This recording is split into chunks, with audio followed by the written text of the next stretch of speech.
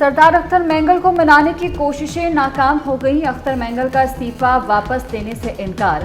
हुकूमती वफ्द को अपने तहफ़्फ़ुज़ात से आगाह कर दिया। कहते हैं इस्तीफा वापस देने का कोई इरादा नहीं। राना सनाउल्लाह बोली, अख्तर मेंगल ने कुछ तहफ़्फ़ुज़ात का इजहार किया है, उनके तहफ़्फ़ुज़ात वज़ीर आज़म तक पहुँचाएँगे। PTI वफ्द की भी अख्तर मेंगल से मुलाकात। अख्तर मेंगल से इस्तीफा वापस देने की अपील की। उन्होंने जो कल इस्तीफे वाली बात की है पार्लियामेंट से, तो हमने उनको ये रिक्वेस्ट की है।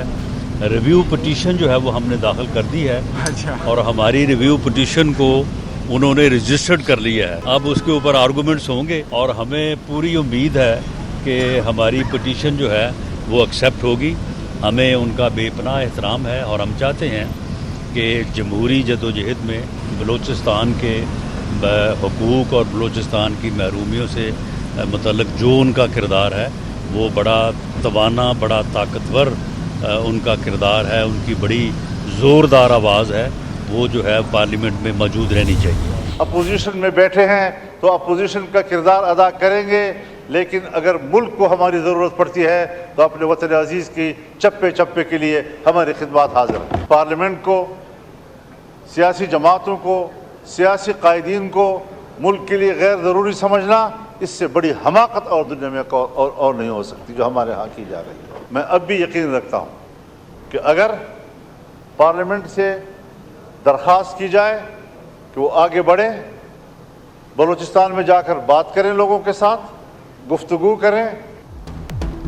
वतन को ज़रूरत पड़ी तो हर कुर्बानी के लिए तैयार हैं, मुल्क के चप्पे चप्पे की खिदमत के लिए हाजिर हैं। मौलाना फजलुर रहमान का कौमी असम्बली में इजहार ख्याल। बोले, पाकिस्तान इन दिनों प्रॉक्सी वॉर का मैदान जंग बना हुआ है।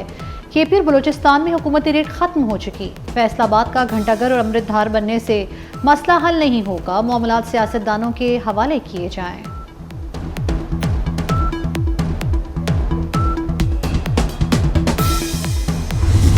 कि ये जो मुट्ठी भर दहशतगर्द हैं वो सॉफ्ट टारगेट ढूंढते हैं और लोगों को, मासूम शहरियों को बसों से उतार के बेदर्दी के साथ शहीद करते हैं। बलूचिस्तान की असम्बली ने तमाम लोगों ने यकसू हो के, यक ज़बान हो के दहशतगर्दी की मज़म्मत की है। बलोच ने किसी पश्तून को, किसी पंजाबी को नहीं मारा, ये दहशतगर्दों ने पाकिस्तानी शहीद किए। मुट्ठी भर दहशतगर्द आसान हदफ ढूंढकर हमले करते हैं। वज़ीर आला बलूचिस्तान सरफराज बुगटी का दहशतगर्दों को निशाना इबरत बनाने का अज़्म। कहते हैं किसी बलोच ने पंजाबी या पख्तून को नहीं मारा, दहशतगर्दों ने पाकिस्तान को मारा है। दहशतगर्दी के खिलाफ जंग में मौसर बयानियाँ बनाएंगे। तमाम मसाले के उलमा से मुशावरत की कौमी मुहिम का जल्द आगाज़ होगा। वज़ीर दाखिला मोहसिन नकवी की चेयरमैन मरकज़ी रूयत हलाल कमेटी मौलाना अब्दुल खबीर आज़ाद से गुफ्तगू। कहा, दहशतगर्दों का कोई दीन और मजहब नहीं, दुश्मन बदअमनी और इंतशार से कौमी यकजहती को नुकसान पहुँचाना चाहता है। दहशतगर्दी के खिलाफ जंग में कौम को उलमा की रहनुमाई की ज़रूरत है।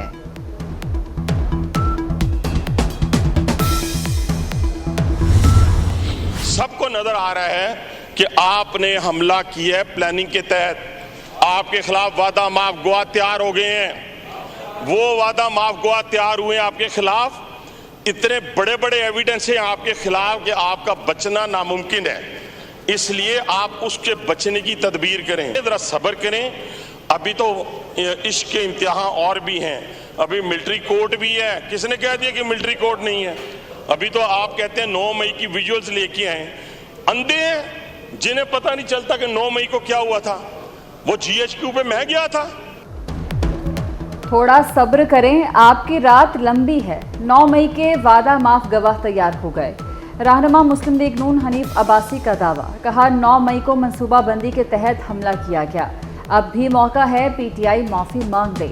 हर वक्त अपोजिशन लीडर का सांस फूला देखता हूँ। उन्हें मर्सिडीज़ देने और सादिको अमीन कहने वाले जज चाहिए। पार्लियामेंट का मुश्तरका इजलास कल दिन 11 बजे तलब। वज़ीर आज़म शहबाज शरीफ की एडवाइस पर सदर मुमलिकत ने इजलास तलब किया। इजलास में मुतअद्दिद बिल कानून साजी के लिए पेश होंगे। ये बिल सेनेट और कौमी असम्बली से मंजूर नहीं हो सकते थे।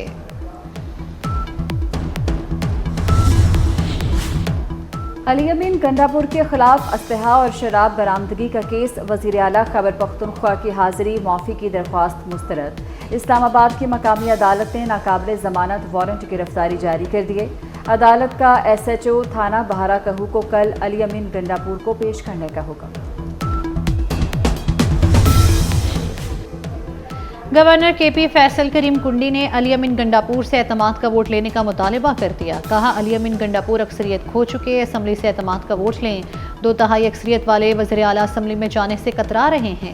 4 مرتبہ اجلاس ملتوی ہو چکا، بتایا جائے وزیر اور مشیر کیوں بدلے جا رہے ہیں؟ اگر وہ کرپٹ اور نااہل ہیں تو انہیں سزا کیوں نہیں دی جا رہی؟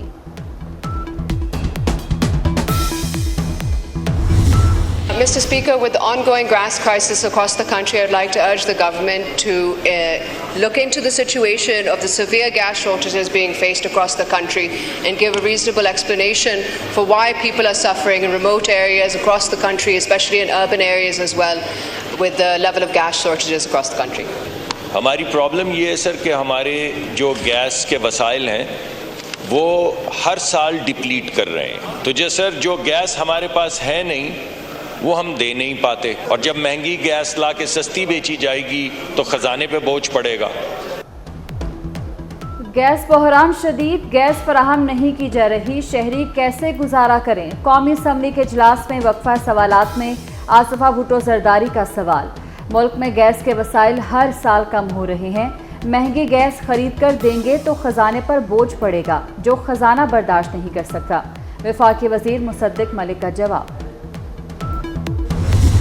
وفاقی حکومت کی بات وہ نہیں مانتے، صوبائی حکومت کی بات وہ نہیں مانتے، نیپرا کو وہ خاطر خال نہیں لے کر آتے۔ بارش کا پہلا قطرہ پڑتا ہے کراچی کے اندر، اور بڑے پیمانے پہ کراچی میں سینکڑوں کی تعداد میں پی ایم ٹی ٹرپ کر جاتی ہیں، درجنوں کی تعداد میں فیڈر ٹرپ کر جاتے ہیں۔ کراچی کا ایک وسیع و عریض حلقہ جسے کہتے ہیں کہ لو شیڈنگ میں چلا جاتا ہے۔ کے الیکٹرک نے ریاست کے اندر ریاست بنائی ہوئی ہے، صوبے کی بات مانتے ہیں نہ وفاق کی۔ ایم کیو ایم رہنما امین الحق کے الیکٹرک پر برس پڑے، کہتے ہیں شہر قائد میں 12 گھنٹے بجلی بند رہتی ہے، لیکن کے الیکٹرک اوور بلنگ سے اربوں روپے کما رہا ہے۔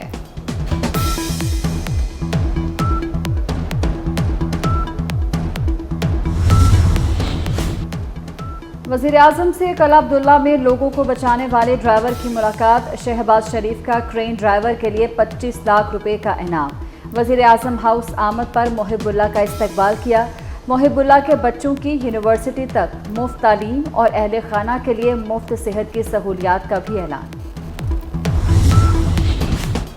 سپریم کورٹ میں زیر التوا مقدمات کی تعداد بلند ترین سطح پر پہنچ گئی۔ سپریم کورٹ میں زیر التوا مقدمات کی تعداد 60,508 ہو گئی۔ 16 سے 31 اگست تک زیر التوا مقدمات کی رپورٹ جاری۔ گزشتہ 15 روز میں 861 مقدمات کا اضافہ ہوا۔ سپریم کورٹ میں 28 از خود نوٹسز زیر التوا ہیں۔ وزیر اعلیٰ پنجاب مریم نواز نے لاہور کے 2 میگا پروجیکٹس کا افتتاح کر دیا۔ کنٹرولڈ ایکس کوریڈور، بند روڈ پیکج 2 اور راوی برج توسیعی منصوبے کا آغاز۔ بابو سابو انٹرچینج کی ریماڈلنگ مکمل۔ بند روڈ پروجیکٹ کی دونوں اطراف کی سروس روڈ کھول دی گئی۔ مریم نواز کا بند روڈ سروس لین کی مزید توسیع کا حکم۔ مریم نواز نے بند روڈ کوریڈور اور راوی برج منصوبے کا دورہ کیا، پودا بھی لگایا۔ دنیا کے 88 ممالک کی جیلوں میں 20,000 سے زائد پاکستانی قید، موت کی سزا پانے والے 68 پاکستانی قیدی بھی شامل۔ یو اے ای میں 5 اور سعودی عرب میں 10,000 سے زائد پاکستانی قیدی ہیں۔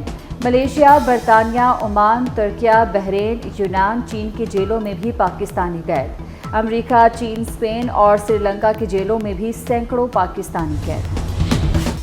لاہور میں پولیس اہلکاروں کے لفٹ لینے پر پابندی عائد، مختلف شاہراہوں پر گاڑیاں روک کر لفٹ لینے والے پولیس اہلکار معطل ہوں گے، مراسلہ جاری۔ کراچی میں بارش برسانے والے سسٹم کا رخ تبدیل، آج تیز بارش کا کوئی امکان نہیں۔ چیف میٹرولوجسٹ سردار سرفراز کے مطابق شہر میں بوندا باندی متوقع ہے۔ کراچی میں 1 سے 1.5 ہفتے تک بارش کا کوئی امکان نہیں۔ طور پہ شکست کے بعد پی سی بی نے فٹنس ٹیسٹ سخت کر دیا، کھلاڑیوں کے ٹیسٹ پاس کا معیار 60% کر دیا گیا۔ سینٹرل کانٹریکٹ میں شامل کھلاڑیوں کے فٹنس ٹیسٹ 7 اور 9 ستمبر کو ہوں گے۔